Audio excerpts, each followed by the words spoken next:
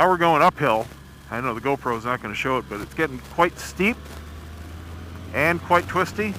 There are some leaves on the road here, so I'll still be nice and careful.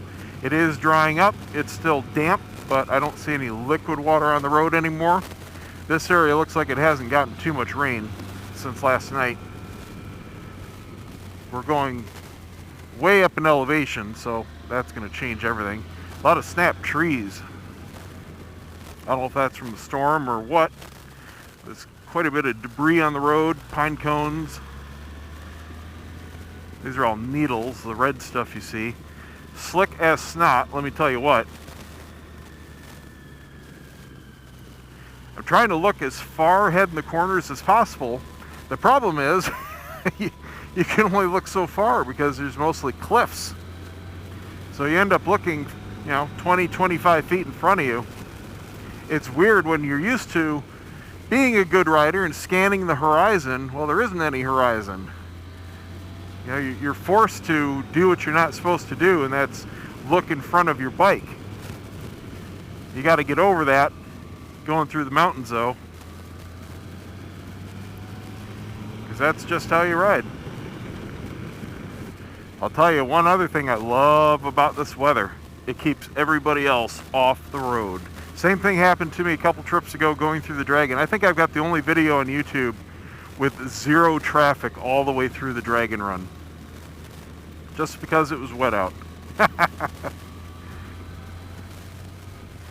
Benefits of having an all-weather bike and good tires.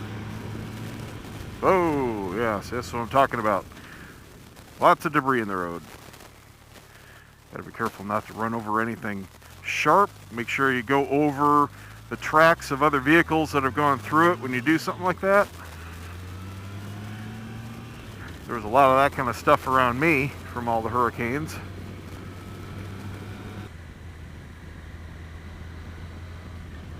Little tiny waterfall. Man, I have to remember to not hug the inside of left-hand turns. I almost had my head taken off twice now by freaking people running over the line in blind curves. I always try to maintain a good line. It's fine going right. Of course, backwards if you're not in the US. But mountain drivers, they're not always the best or the most courteous. So just do yourself a favor and stay towards the middle of the lane. A lot of them don't even know they're doing it. They just have these huge honking truck mirrors that hang over a couple feet, and if their tires are riding that center line, well, guess what's in your lane? At head level. It's not cool. No joke, I really have to pee right now. So I'm here at the first waterfall. Got quite a flow going. It looks a bit more than the last time I was out here. Let's go check it out. That's some pretty good height. A good 7 or 8 stories. Can't remember if that was open or closed last time I was through. I think it was open. Yeah, that's a lot more flow than last time. Whew, spray is really coming up.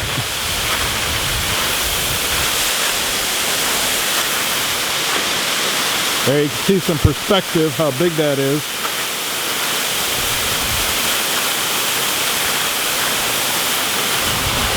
So I just learned the battery life on the Hero 4 is much less than the 3 Plus. And I really should have mounted my remote somewhere where it was more in front of my face. I'm not sure at what point I got cut off, but I was in the middle of telling you guys that I was supposed to have a new comm system for testing on this trip. I had pre-ordered the new Sena 20S Evo, which is the next generation 20S, and I was excited to try it to, number one, get some better audio quality when using with the GP10, which is what I interface to the GoPro with for my audio. And I wanted to get rid of the popcorn noise problem that's been plaguing them for a long time when talking with other riders. and some nice extra distance would be a good thing. They claim that it has all new hardware, better antenna design, better processor, blah, blah, blah. So I was really excited, and it was supposed to be coming out over the summer, and it was delayed a few times.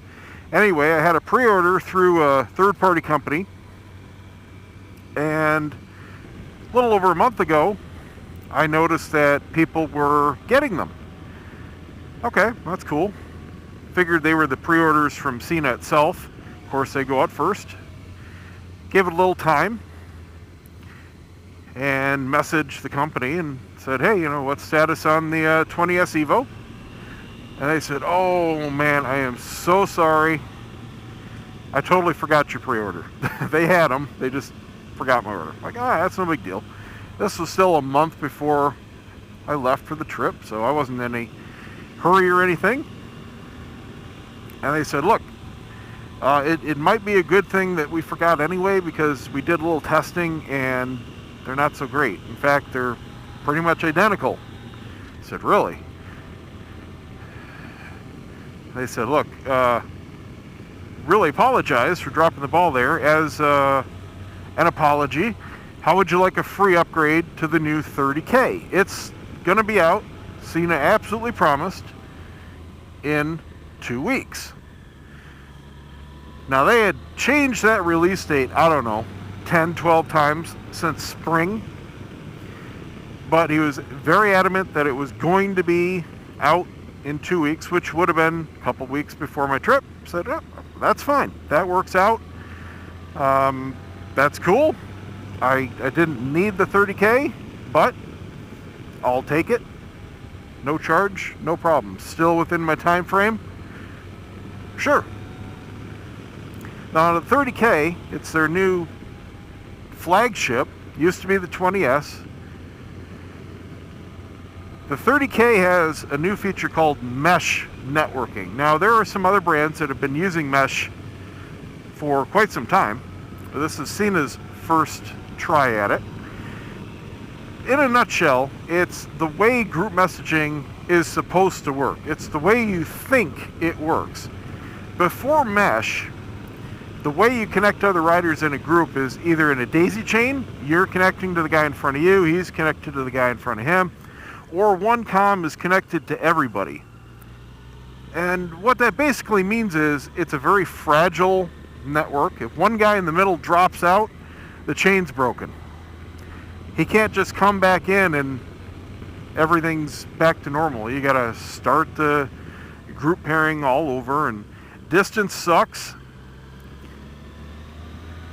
Especially if you're using the kind where one guy's connected to everybody. Last guy in the group is going to be your limit for distance. So anyway, mesh works by basically creating a little network, like a Wi-Fi network. Everybody becomes a hotspot.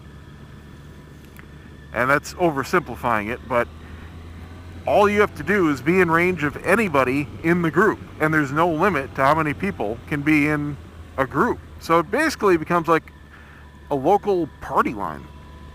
Ooh, the roads are drying up. Like actual drying up. Nice. So you can come and leave, you can leave and come back into the group and nothing happens. I mean, you start talking.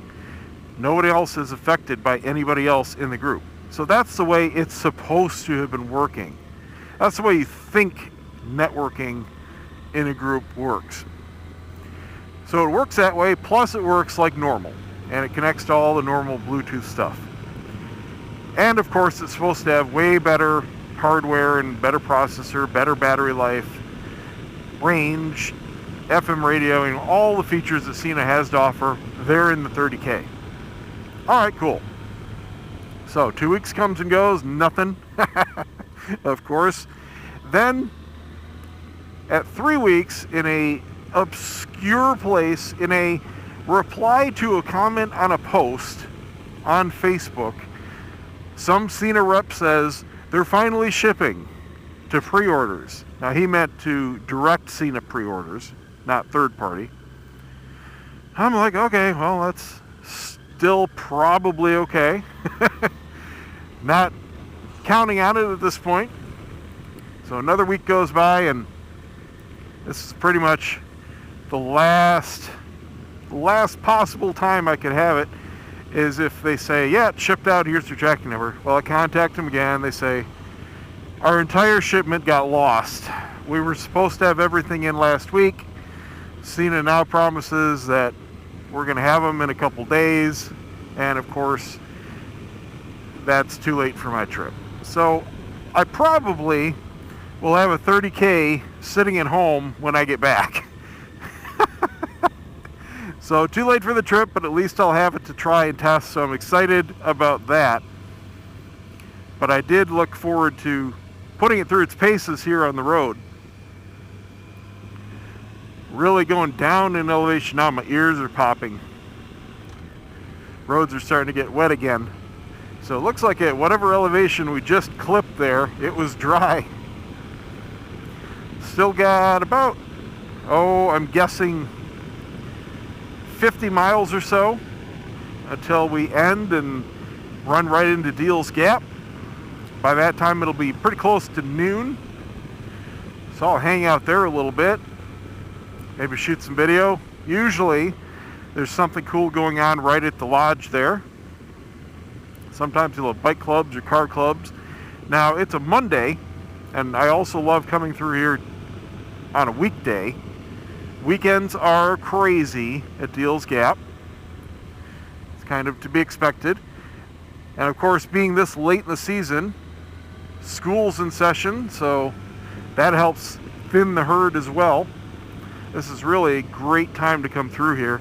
But if you're coming through like me here for the color, it is a crapshoot because you can't really predict which week is going to be great for color, and it really is a week period.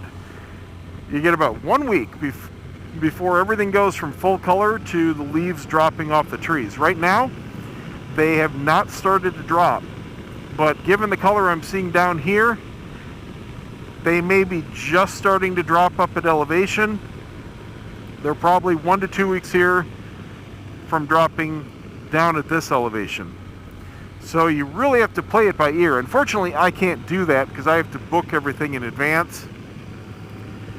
And I did that a couple months ago.